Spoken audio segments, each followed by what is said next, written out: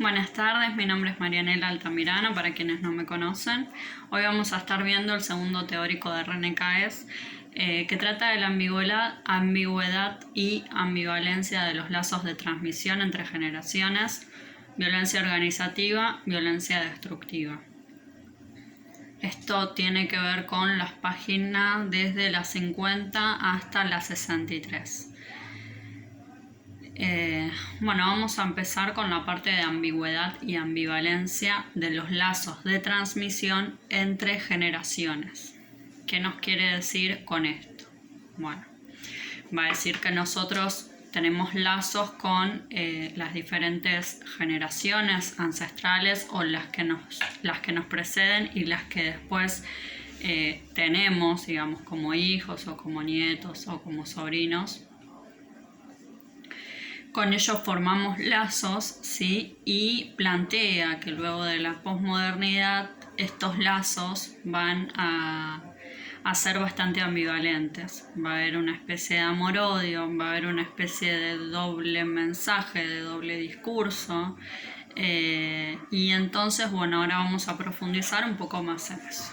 Él plantea que al fin del siglo del milenio, en el corazón de esta crisis posmoderna, la crisis posmoderna tiene que ver con luego de la industrialización, donde empieza a haber ser la era más tecnológica y cada vez esto va en mayor aumento, como hasta el día de hoy los lazos que se tenían antes cuando nosotros o cuando nuestros ancestros no contaban con la tecnología no son los mismos lazos que ahora, ¿sí? Parece una frase dicha, una frase armada, esto de decir, el Facebook te aleja pero te acerca, el celular te aleja pero te acerca. Claro, uno por ahí de los familiares o de las personas que no ve tanto puede tener contacto más que antes enviando cartas, postales, fax.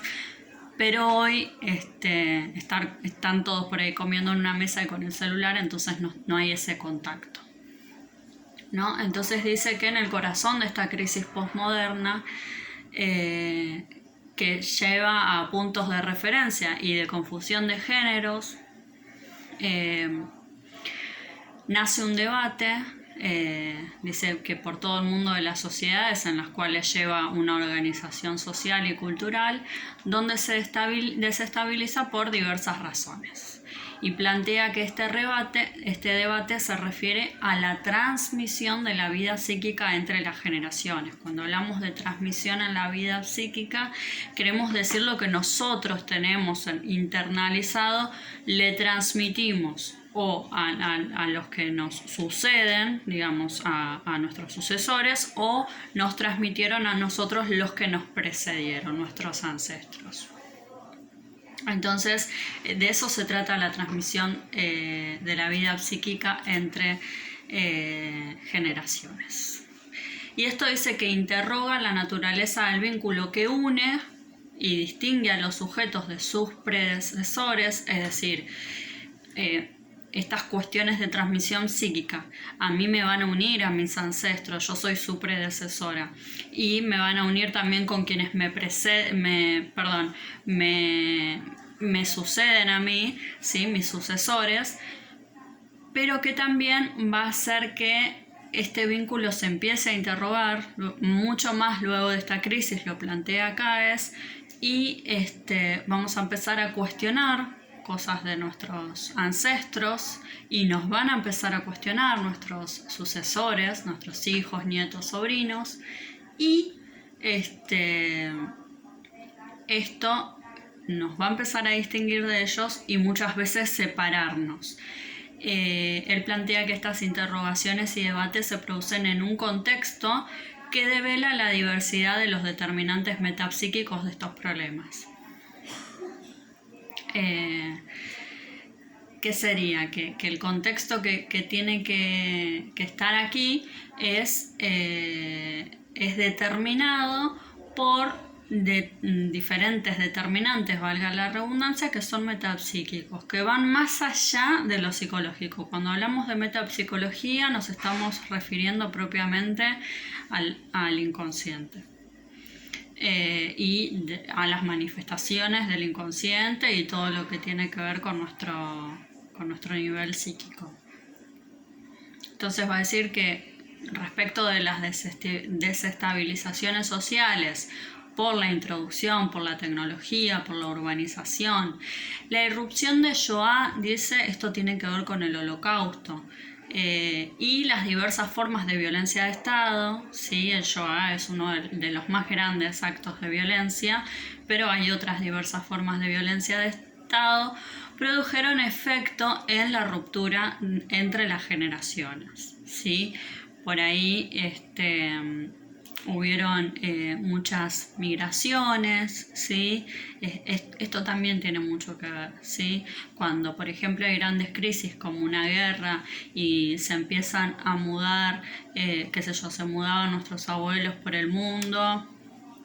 Entonces no van a tener la misma sociedad y la misma cultura y se tienen que adaptar a otra y lo que transmiten a su generación va a ser algo muy distinto que lo que ellos le transmitieron, ¿no? Entonces esta es la ruptura entre las generaciones, uno de los ejemplos. Pero a su vez plantea en esas grandes crisis es donde más se nota la solidaridad, el vínculo que se organiza socialmente por los efectos traumáticos y también hay sentimiento de culpa. Plantea que hay otros determinantes de este contexto. Dice, entre los cuales los psicólogos no deben menospreciar la variable demográfica, el aumento de la esperanza de vida y el envejecimiento de la población en mayor parte de los países. ¿Sí? Por mucho tiempo, en diferentes países, la natalidad era mucho más frecuente o en otros países mucho menos frecuentes. En algunos países había mayor esperanza de vida, es decir, de llegar a viejo, en otros no, ¿sí? Hoy en Argentina hay mucha más esperanza de vida de llegar a adulto mayor y esto es lo que dice que también nos va a determinar como sociedad. El hecho de que demográficamente hayan países en los cuales hay mayor natalidad o no y mayor envejecimiento de la población o no. En tanto haya mayor cantidad de natalidad y mayor cantidad de población envejeciendo, quiere decir que hay aumento demográfico, porque hay mucha gente naciendo y mucha gente viviendo por más tiempo.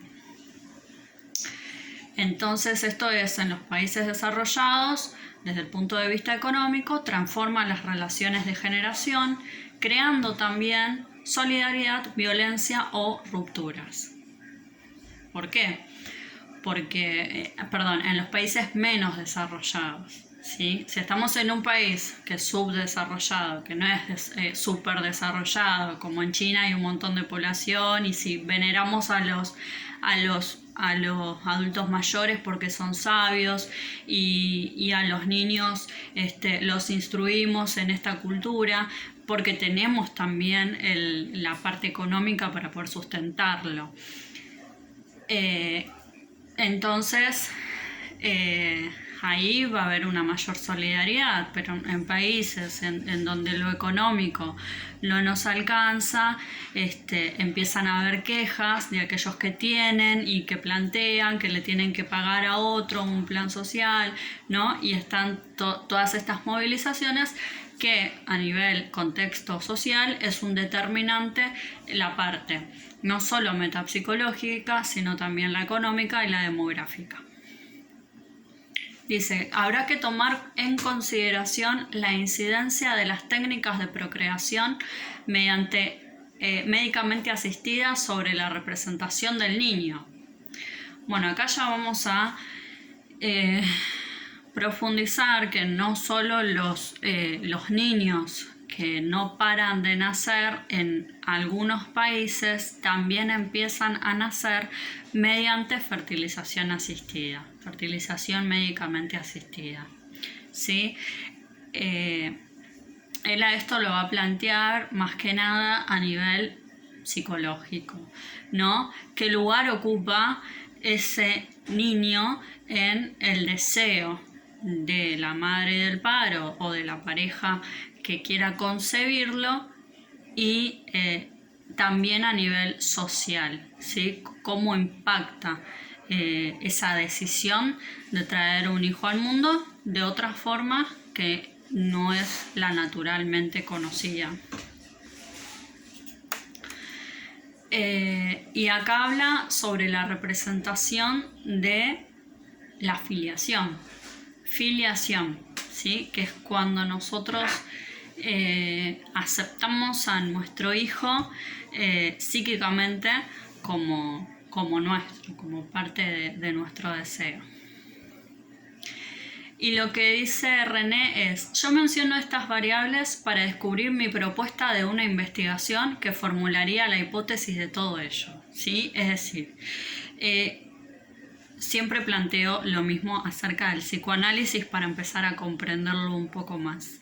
El psicoanálisis consta de que haya una investigación acerca de algo para hacer hipótesis para después formular una teoría. Es decir, que lo que acá él nos está planteando es que él descubrió estas variables: variable metapsicológica, variable económica, variable demográfica, las nuevas variables sobre la representación de la filiación en niños que se buscan mediante fertilización asistida médicamente, ¿sí? Y él lo dice que lo hace para descubrir su investigación, formulándose sus hipótesis y luego hacer esta teoría. Así que en este punto teórico estamos acompañando la investigación que CAES se propone desarrollar.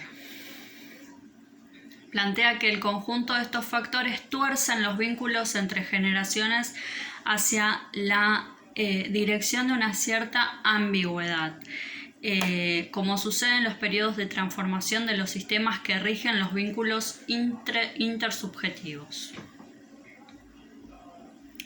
Él acá está hablando de otros grupos, ¿no? Nosotros en el primer teórico hablamos del grupo que él planteaba, donde se reunían, ¿sí?, determinada cantidad de sujetos por un plazo menor al de una semana o una semana, ¿no?, donde había alguien que cumplía el rol de psicoanalista, donde intercambiaban sus ideas, sus representaciones psicológicas y donde iban direccionándose hacia las manifestaciones del inconsciente, habían lazos inconscientes, etc. Bueno, ahora él agranda este grupo y lo lleva a la sociedad.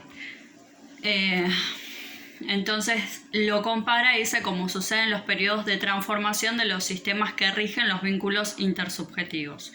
Primero va a haber un modo de ser de las sociedades y de las culturas, para que luego en las diferencias de las generaciones y en las crisis que van habiendo, ya sean la Primera Guerra Mundial, la Segunda Guerra Mundial, la industrialización, la tecnología, esta nueva era que planteamos, la generación de cristal, todas estas en un principio, ¿qué vienen a hacer? Romper un poco, porque producen crisis. Cuando algo nos produce crisis es porque nos está sacando de nuestra zona de confort o de nuestra forma de costumbre, ¿no? Entonces vienen nuevas generaciones a imponer determinadas cosas y a, de alguna manera, deformar para luego formar y transformar, ¿sí? Ya no vamos a volver a ser, por ejemplo, esa sociedad machista de 1810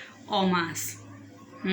Todavía falta, pero otras generaciones, no creo, tengo la certeza o la fe de que no va a volver a ser de esta situación machista que había hace tantos siglos atrás o 10 años atrás.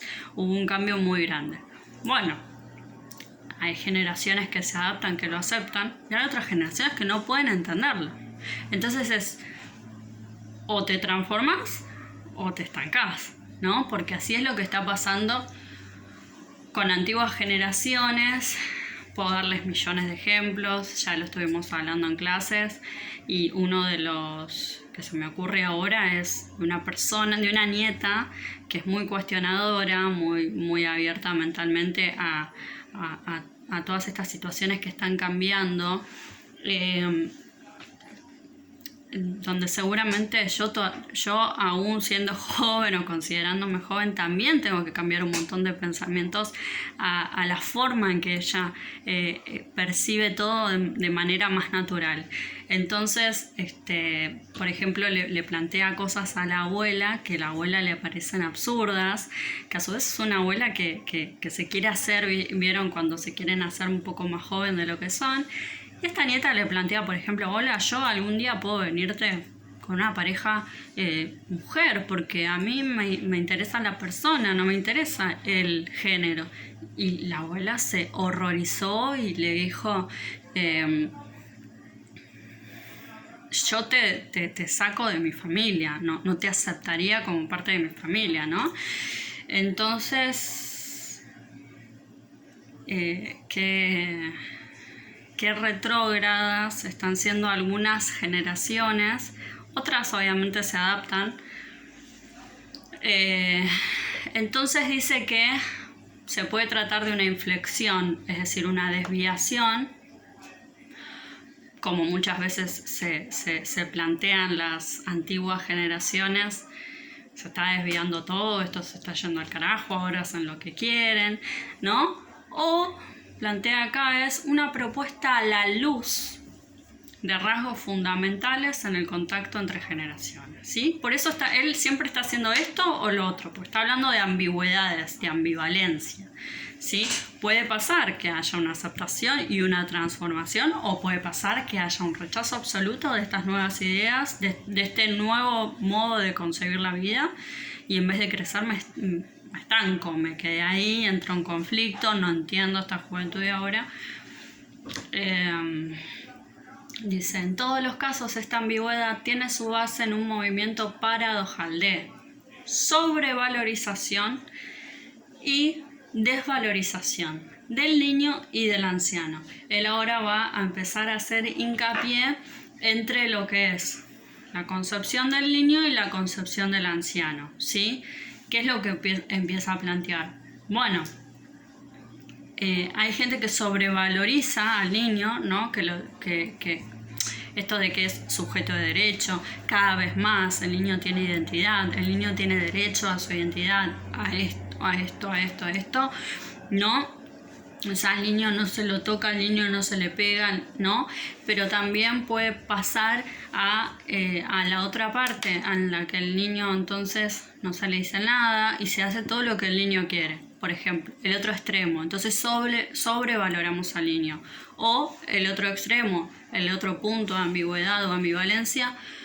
Bueno, a los niños que aunque hoy en día haya tanto movimiento de que a los niños son sujetos de derecho, se los sigue dejando tirado en la calle, por ejemplo, o se los sigue explotando para trabajar, ¿no?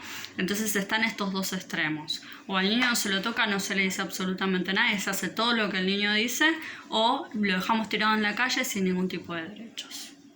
Y es lo que pasa también con el anciano. O se lo toma como una persona totalmente sabia, ¿no?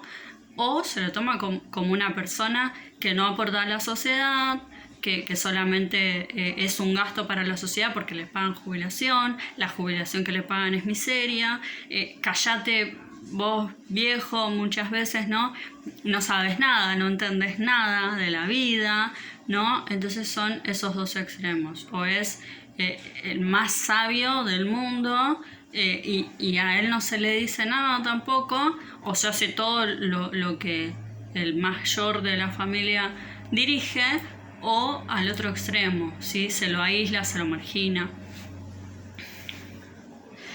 Él plantea en Francia y probablemente en todos los países post-industrializados, ese doble movimiento paradojal toma el siguiente talante: su majestad del bebé, sostén de la continuidad narcisista por la inversión que recibe de las generaciones que le preceden, es al mismo tiempo objeto de una violencia y de una explotación destructiva. Una seducción del niño coexiste con un aumento de los abandonos y del maltrato. Cuando él habla de Francia, pero plantea que puede pasar en los países post-industrializados, es decir, después de la industrialización, hay un doble movimiento paradojal. Acá sigue hablando de ambivalencia y ambigüedad. ¿En qué? Primero tenemos a Su Majestad el Bebé, ¿sí? Su Majestad el Bebé es al bebé al que le ponemos toda nuestra libido, ¿sí? Al que acariciamos, al que besamos, al que abrazamos, al que contenemos, al que sostenemos, al que amamantamos, al que hacemos dormir, porque obviamente solo no puede, y le estamos depositando ahí todas las partes libidinales para que él pueda, digamos, es depositarle amor, depositarle atención, depositarle tiempo, invertir también económicamente, invertir nuestra energía, invertir nuestros pensamientos, nuestras conductas. Toda esa inversión que hacemos es la inversión narcisista. ¿Para qué? Para que el bebé se empiece a completar su propio yo. Es necesario que nosotros le depositemos todo eso, que él sea narcisista, para que después él mismo se elija narcisísticamente, para después él, desde esa energía que le depositamos, y después él empieza a generarse en sí mismo esa energía para después depositarla en otro lado, ¿sí? Eso pasa con Su Majestad el Bebé cuando hablamos de inversión narcisista, porque todas las generaciones anteriores, las que le preceden, tía, madre, padre, abuelos, ¿no? Van a estar haciendo esa inversión ahí en el niño. Pero al mismo tiempo dice, y puede tener que ver con el mismo bebé o con la otra parte de la infancia, con otros niños, que uno dice, bueno, ¿es el niño sujeto de derecho? Sí. Bien, entonces, ¿por qué volvemos? Porque hay niños maltratados en la calle, porque hay niños que están explotados, porque hay niños que sufren abandono, porque de un lado, en el mismo país, en la misma cultura, tenemos niños que son tan deseados. Hay gente que gasta un montón de dinero en la fertilización asistida porque lo desea tanto y desea tanto ser madre, o toda la burocracia que hay que pasar para adoptar, y del otro lado tenemos gente que abandona. ¿Sí? A ver, no pasaron años, pasan al mismo tiempo. En una misma sociedad nos estamos informando de que hay gente que tira bebés en la calle, ¿no? Entonces, esta es la ambivalencia que él plantea de la sociedad. Y plantea Su Majestad el Viejo, es a la vez una carga que pesa sobre los jóvenes. Pensamos aquí, él da como ejemplo una novela de Buzzati que se llama La Casa de los Viejos.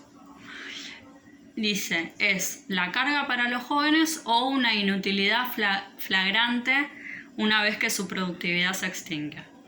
La valorización económica de las personas de edad coexisten con su extrema soledad. Esto es lo que yo les planteaba al principio.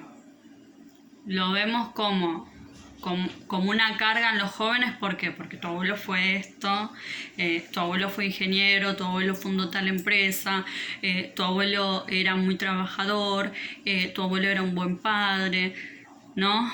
Tu abuelo fue médico, tu papá fue médico, vos tenés que ser médico. Esta carga, ¿no? de sentir que no puedes llegar nunca, o lo que está pasando mucho en la problemática de hoy en día con los jóvenes. Bueno, mis abuelos vinieron de afuera o no, pero compraron un montón de terrenos así como si nada. La generación de mis papás también llegaron a eso, y yo como joven cuesta un montón comprar un terreno o hacer una casa, ¿no? Entonces me pesa que la generación anterior lo haya podido lograr y yo no. Y con el mandato de que, che, ¿para cuándo una casa? ¿Para cuándo el casamiento? ¿Para cuándo la pareja? ¿Para cuándo el bebé? ¿No? Y por el otro lado, el otro extremo, el otro punto de ambivalencia, de ambigüedad, es esto que les planteaba, verlos como totalmente inútiles porque dejaron de producir en la sociedad. Entonces son un estorbo, son un peso, y encima, piensan algunos, hay que pagarles una jubilación. ¿no? Como que si el valor, el trabajo de años no valiera. Y los marginan y los llevan a una soledad extrema. Entonces plantea: Su Majestad el Bebé y Su Majestad el Ancestro son pseudo soberanos frágiles, adulados, cortejados y descalificados. Ahí vemos los polos opuestos, ¿no? La ambivalencia de la que René Caes habla. Por un lado son frágiles, ambos son frágiles, ¿sí? Ambos los vemos como vulnerables.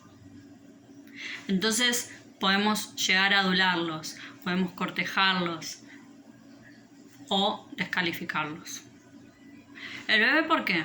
Porque es un producto de consumo, ¿sí? Así como lo desean tanto en algunos lados, en otros lados los ven como un gasto.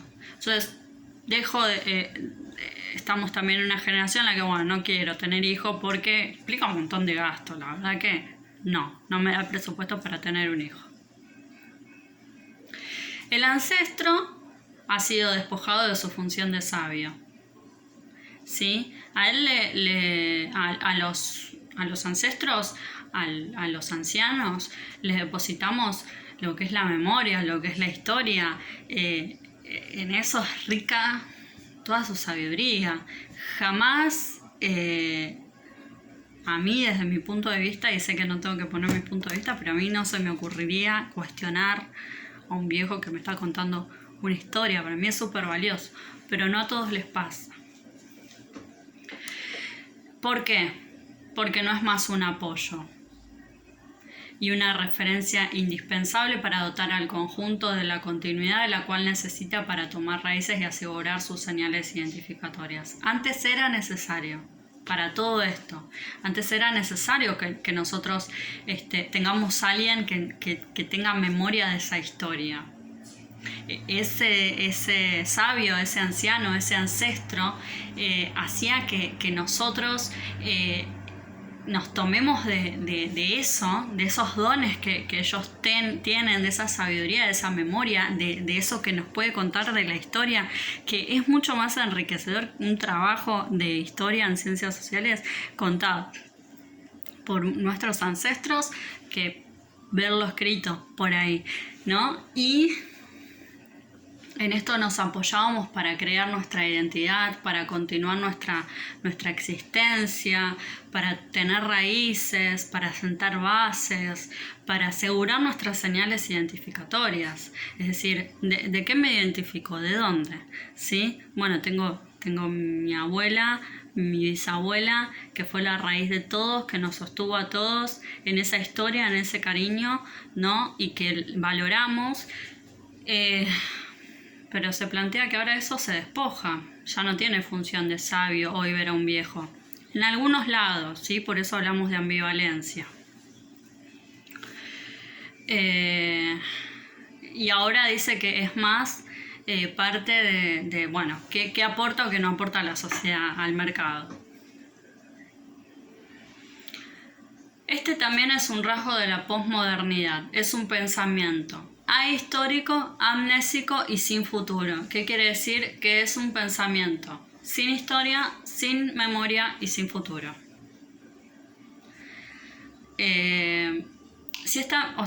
Porque no tenemos historia y no tenemos memoria porque no valoramos a nuestros ancestros, y no tenemos futuro porque si no tenemos raíces, ¿cómo vamos a proyectar a nivel futuro? ¿Sí? Si yo no me identifico, no tengo señales identificatorias, ¿qué es lo que pienso a futuro? ¿Quién me plantea a mí cómo debe ser mi futuro? Si esta ambigüedad varía según las sociedades, su efecto constante es definir nuevos vínculos, nuevas asignaciones de lugares y de funciones entre las generaciones. Es también la de revelar alguna de sus estructuras permanentes.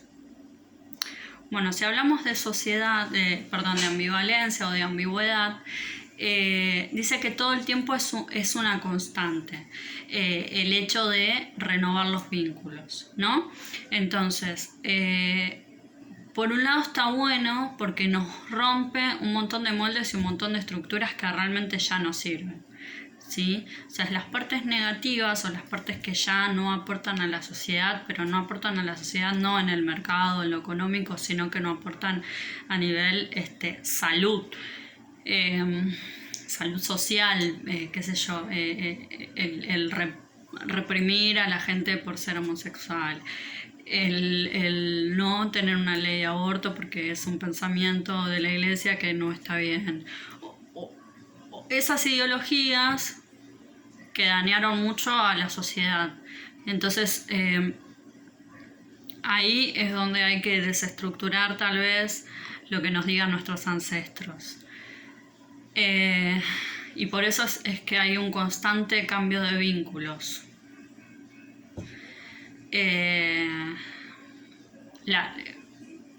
Y si esto es constante, entonces la estructura permanente es como que empieza a hacer ruido, ¿no?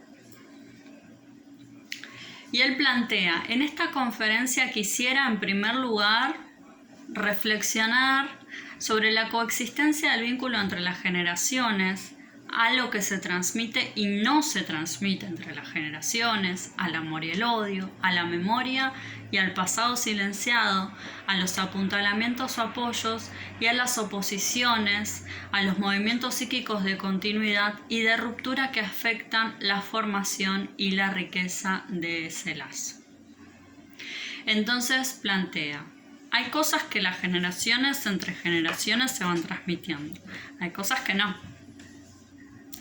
Hay cosas que no se dicen, no se cuentan. Entonces, yo sufrí un abuso, ¿no? Y en base a eso, a que hice algo respecto a eso, me entero que mi abuela también, que mi mamá también, que mi tía también, que cosas que nunca se dijeron. Y que aún cuando yo las digo, no se dicen. Y no se hace nada.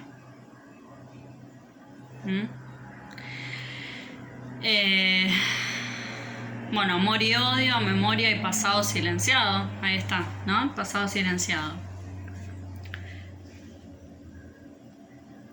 Que hoy haya una ley de aborto no quiere decir que hoy las chicas que pelearon por esa ley son aborteras y las abuelas o las tías o la madre de esas chicas no lo fueron.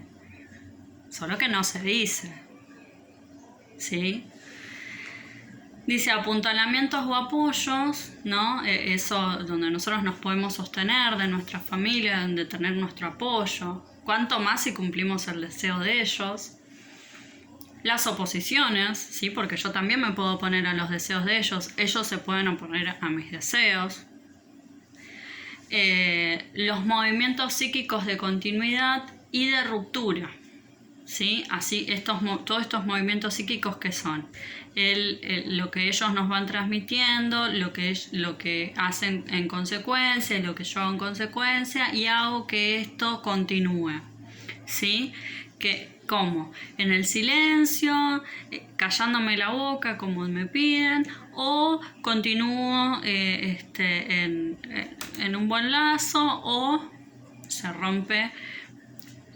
No se rompe del todo el lazo, pero sí empiezan a haber ideas o mandamientos que empezamos a romper, que afectan la formación y la riqueza de ese lazo, y que a veces son necesarios. Entonces, uno de los grandes mandatos es la familia unida. Entonces, todos vamos sosteniendo eso psíquicamente, la familia unida. No importa qué, contra qué, nada. ¿No? Y de repente llegó una oveja negra o alguien de alguna generación o la mayoría de la generación que no quiere continuar con eso. No, la familia unida nada. La familia unida ¿a costa de qué? ¿De qué clase de familia unida me estás hablando? ¿No? Y plantea, quisiera enseguida despejar algunos lazos, algunos procesos principales de la transmisión de la vida psíquica, los que aseguran esos puntos de apoyo y la continuidad del vínculo, y los que trabajan la discontinuidad y la separación. Examinaré más particularmente la cuestión de las identificaciones, las señales identificatorias y los vínculos de pertenencia, la función de las alianzas inconscientes. En una última parte será tratada la diversidad de formas de violencia en el contacto entre generaciones, sufrimiento y patología de los vínculos entre generaciones. ¿En qué consiste la diferencia entre generaciones? El psicoanálisis ha dado a las diferencias de generaciones y sexos el invariable antropológico, donde el rol es estructurante y fundamental en la organización de la psiquis humana. ¿Qué quiere decirnos con esto? Es que el rol, esto es lo que plantea el psicoanálisis y lo vemos desde la estructuración del complejo de Edipo o desde el autor psicoanalítico que quieran, creo que la mayoría coincide en esto, el rol que cumple la función materna y la función paterna van a estructurar al sujeto desde el psicoanálisis, ¿sí? Y después el rol que ocupe ese mismo sujeto y que ocupen sus hermanos y que ocupe él en la sociedad o otras autoridades en su vida que fueron significativas. Eso es lo que va a estructurar nuestra organización psíquica. Eso es lo que va a estructurar nuestro psiquismo y vuelvo a repetir, esto es lo que dice el psicoanálisis, ¿sí? No es que se lo tienen que tomar como una verdad absoluta. ¿Y por qué esto de la diferencia de los sexos o del género, ¿no? Porque, bueno, el psicoanálisis también plantea que dependiendo si está la función materna, si está bien establecida, si está bien establecida la función paterna, el sujeto se va a desviar o va a continuar con un género normal, ¿no? Dice, la elaboración psíquica de la diferencia entre los sexos organiza el contacto del sujeto en la carencia, esto decíamos, ¿no? Si está o no está la función materna o paterna, y en el deseo dentro de la función fálica. Cuando hablamos de deseo dentro de la función fálica, hablamos primeramente del deseo de la madre, de querer ejercer poder sobre un otro, y que ese otro obviamente va a ser en principio un bebé, un hijo, ¿no? Y que si no sacamos a la mamá de ese deseo, luego con la ley paterna, puede haber algún tipo de desviación o patología. La diferencia entre las generaciones la introducen los contactos de precesión, es decir, nuestros contactos predecesores, ¿sí? Nuestros ancestros, nuestros padres, nuestros abuelos, y de sucesión, que son los que nos vienen después, los que nos suceden, nuestros hijos, nuestros primos más chiquitos, nuestros sobrinos, nuestros nietos, en el orden del deseo y del tiempo. Lo confronta al imposible retorno al origen y a su propia génesis en una historia escándida, que quiere decir alterada. ¿Qué quiere decir esto? Quienes nos suceden nos confrontan, quienes suceden a nosotros sucedemos a nuestros abuelos, a nuestros padres, a nuestros tíos. Y hacemos en ellos, o nuestras generaciones que nos suceden, hacen en nosotros un imposible retorno al origen, ¿sí? Nunca más vamos a volver al origen. Así querramos tener a alguien totalmente igual a nosotros, no hay forma. Entonces nos confronta a este imposible y a su propia génesis en una historia alterada, ¿sí? Por lo mismo, o sea, la historia está alterada por todos los factores mencionados anteriormente. Está alterada por la industrialización, por la posmodernidad, por la sociedad, por la tecnología, por las crisis. La historia está alterada, está revolucionada. Nunca más va a volver a ser la misma. De hecho, nunca las historias fueron las mismas, ¿sí? Entonces dice que la historia está también alterada por la muerte. Entonces, inevitablemente, una persona que llega anciana nos está confrontando con la muerte, ¿no? Nos está haciendo pensar en la muerte. Ellos mismos piensan mucho en eso, ¿no? Y así también aquellas personas que nacen, nos están confrontando con la vida, con un origen, pero también con nuestra parte mortal, ¿no? Con nuestra parte de decir, bueno, no somos eternos, ¿sí? Acá hay una nueva vida, una nueva generación, y a mí me hace pensar, qué sé yo, como madre, hay muchas madres que tienen, por ejemplo, miedo de morir, no por ellas, sino por los hijos, o eso es lo que dicen, ¿no? Entonces, la historia está alterada por esto. La transgresión de estas diferencias produce la categoría del incestuoso. Es decir, si nosotros no diferenciamos yo del otro yo, si no ponemos una ley paterna que empiece a diferenciar nuestros deseos de los deseos de nuestra madre, nos vamos a quedar en lo incestuoso, ¿sí? Cuando hablamos de lo incestuoso hablamos metafóricamente. Muchas veces obviamente se da esto del enamoramiento, etc.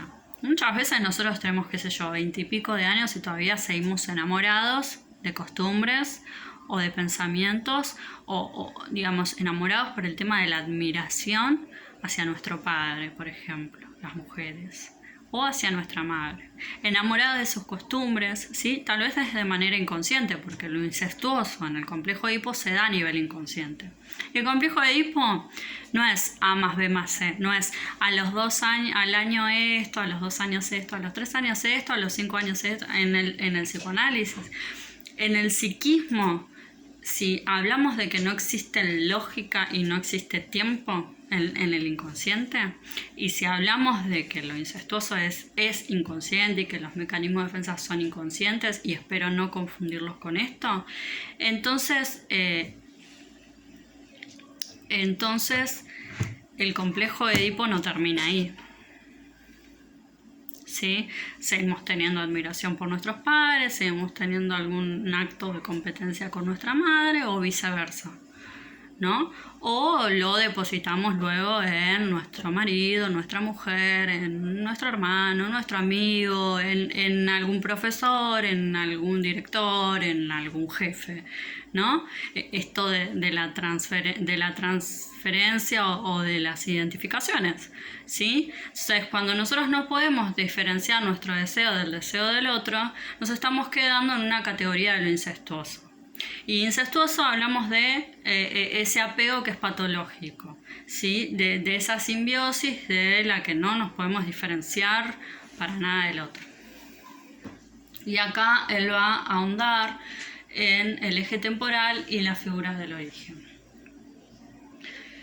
La diferencia de las generaciones está organizada por el eje temporal de la sucesión, es decir, de los que nos suceden y de los que nos preceden en las generaciones. Este eje, a la vez, el de la continuidad y el de la discontinuidad, el de la transmisión de la vida y el de la transmisión de la muerte. Está constituido por una separación que hace necesario el proceso de la transmisión. La dinámica de esta diferencia es la del deseo, los sueños no realizados, los sistemas de defensas que preceden a todo sujeto que desde entonces se encuentra marcado como un eslabón, servidor, beneficiario y heredero de una cadena de sujetos deseantes, que lo habrán precedido, ¿sí? Nosotros somos porque hubieron otros anteriores a nosotros que nos hicieron formar parte de esa cadena, de donde nosotros podemos ser parte de ese deseo, podemos servir ese deseo y ponernos en posición de sumisos, podemos ser beneficiarios de esos deseos o podemos ser herederos. La diferencia de las generaciones es el motivo de una pregunta fundante sobre el origen del sujeto. Es porque yo me empiezo a diferenciar de esos deseos, de esos que me preceden, que yo me puedo cuestionar de dónde vengo, qué soy y a dónde voy, ¿sí? Porque si yo nunca sufrí una crisis y nunca me cuestioné nada, ¿sí? Entonces nunca me voy a preguntar sobre mi origen. Nunca van a haber dudas existenciales, nunca me voy a cuestionar nada, ¿sí? Si no hubiesen habido dudas, entonces no hubiesen habido revoluciones, entonces no hubiesen habido leyes que reformar, ¿no? Porque nadie se cuestionaría.